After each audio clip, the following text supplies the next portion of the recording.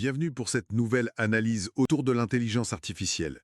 Aujourd'hui, on va se pencher sur trois sujets assez présents en ce moment. Oui, des sujets qui interrogent beaucoup. Exactement. D'abord, la fameuse question est-ce qu'une IA peut être consciente? Ensuite, on parlera des images générées par IA, mais sous l'angle du droit d'auteur. C'est pas simple, hein? Mhm. Et puis, on terminera avec un phénomène plus étonnant. Ces animaux qui parlent québécois sur TikTok. Vous avez peut-être vu passer ça? Ah oui, ça commence à faire parler. Voilà. L'idée, c'est de démêler un peu le vrai du faux, de voir ce que disent les articles récents et de comprendre les impacts concrets. Parce qu'on entend beaucoup de choses, parfois contradictoires. Ok, décomposons cela.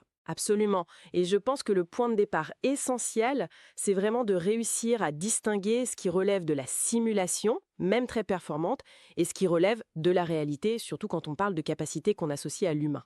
Comme la conscience, justement. Précisément. C'est crucial de ne pas se laisser bluffer par la technique. Alors oui, allons-y point par point, ça permettra d'y voir plus clair. Parfait. Commençons donc par ce sujet presque philosophique, hein, la conscience de l'IA. Est-ce qu'une IA peut ressentir quelque chose, avoir une expérience subjective? La question vertigineuse, hein. C'est ça.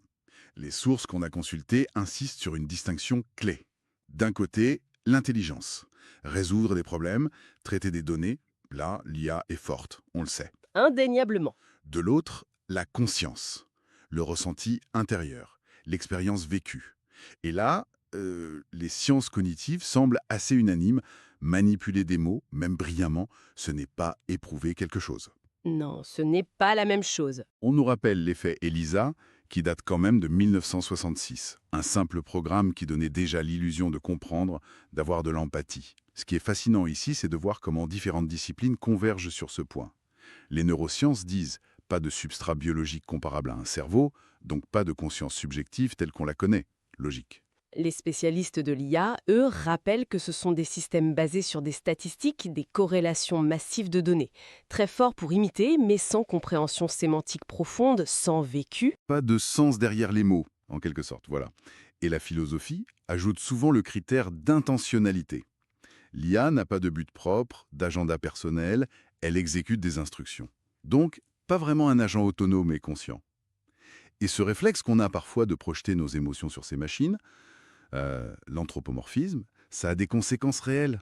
On pourrait trop leur faire confiance, par exemple. Exactement. C'est un risque bien réel. Ça peut aller de l'attachement un peu excessif à un chatbot Oui. à des décisions beaucoup plus critiques dans le monde professionnel, au médical par exemple, où l'on pourrait se fier aveuglément à la compréhension supposée de la machine. Hmm. Confondre l'outil et l'agent, ça peut nous rendre vulnérables ou nous faire oublier que la responsabilité finale reste humaine. Il faut utiliser l'outil pour sa puissance sans lui inventer une âme. D'accord, très clair. Alors, si l'IA ne pense pas et ne ressent pas comme nous, qu'en est-il de ce qu'elle crée? Les images, par exemple. C'est là que ça devient vraiment intéressant sur le plan juridique. Ah oui, le droit d'auteur, un sacré casse-tête avec l'IA. Une image générée via Midjourney, DALL-E, est-ce qu'elle peut être protégée par le droit d'auteur? La réponse générale, que ce soit aux États-Unis, en Europe, en France, c'est plutôt non. Majoritairement non, pour l'instant. Parce que le droit d'auteur, historiquement, ça protège une œuvre issue d'un esprit humain. Il y a eu l'affaire Thaler versus Perlmutter aux USA en 2023 qui a bien marqué le coup. Pas d'auteur humain clairement identifié, pas de copyright. C'est le principe de base, oui. Mais attention, la situation sur le terrain est un peu plus nuancée. C'est-à-dire? Les plateformes elles-mêmes comme Midjourney, DALL-E ou Adobe Firefly, elles accordent généralement des licences d'utilisation, parfois même pour un usage commercial. Ah, d'accord. Donc on peut utiliser les images générées, mais ce n'est pas un copyright au sens strict qui donnerait un monopole d'exploitation à l'utilisateur. C'est plus une permission d'usage. Je vois la différence. Cela soulève une question importante, du coup.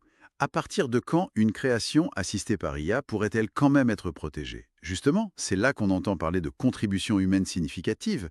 Mais qu'est-ce que ça veut dire concrètement? C'est flou, non? Un prompt hyper détaillé, ça suffit? Ou il faut retoucher l'image après? C'est toute la question, et honnêtement, la jurisprudence est encore en train de se construire.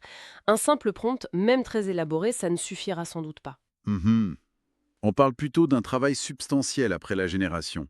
Sélection, composition, modification importante qui montre vraiment l'empreinte créative de l'humain.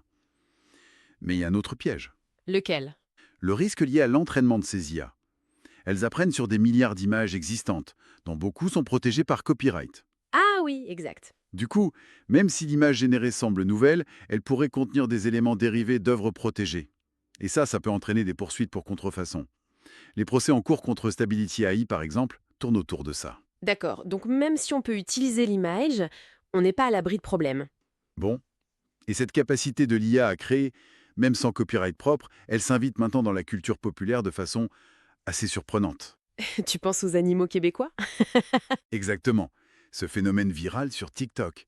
Des vidéos d'animaux, un gorille qui mange une poutine, un raton laveur qui fait un vlog, mais qui parle avec un accent québécois très marqué. Généré par Viro3 de Google, c'est ça, non? Oui, et apparemment ça marche du tonnerre. Des millions de vues pour certains comptes comme gorille.qc. Ils commencent même à vendre des trucs, des guides, à faire des placements. La vitesse de propagation est folle. Si l'on relie cela à une vision d'ensemble, on peut y voir un exemple de ce que certains appellent AI slop. C'est un terme un peu péjoratif, mais ça désigne ce contenu généré par IA, souvent de faible qualité intrinsèque, mais optimisé pour devenir viral très vite. Du contenu un peu jetable, mais efficace. Voilà. Et pourquoi ça marche si bien dans ce cas précis? Il y a l'absurdité de la situation, le côté décalé qui plaît sur TikTok, mais aussi, et c'est malin, la touche culturelle très locale avec l'accent québécois. Ça crée une connexion immédiate pour ce public. Et la qualité du son doit jouer aussi, j'imagine. Absolument. La technologie derrière, comme VO3, permet une synchro labiale et une voix assez convaincante, ce qui renforce l'illusion et l'immersion. Donc on a un mélange d'humour, peut-être une forme de créativité nouvelle permise par l'outil, mais aussi le risque d'une production de contenu à la chaîne potentiellement un peu vide de sens et dont on ne maîtrise pas bien la diffusion ni les effets. C'est exactement ça. C'est amusant pour l'instant, mais ça pose question. Ça préfigure un avenir où distinguer le contenu généré par IA du contenu fait main sera de plus en plus compliqué. Hmm. Ça interroge sur la valeur qu'on accorde au contenu, sur l'originalité et bien sûr sur l'impact sur les vrais créateurs, les humains. Alors qu'est-ce que tout cela signifie si on essaie de rassembler les pièces? On a une IA bluffante dans l'imitation, que ce soit pour parler ou pour créer des images, mais qui ne ressent rien. Oui, Un cadre légal qui essaye de suivre, mais qui a du mal, surtout pour les images générées, il a la traîne, clairement. et des outils qui permettent de créer du contenu viral à une vitesse folle, ce qui soulève des questions sur l'authenticité et la valeur. Tout à fait. Et ça nous amène peut-être à une réflexion finale, plus personnelle pour chacun qui nous écoute.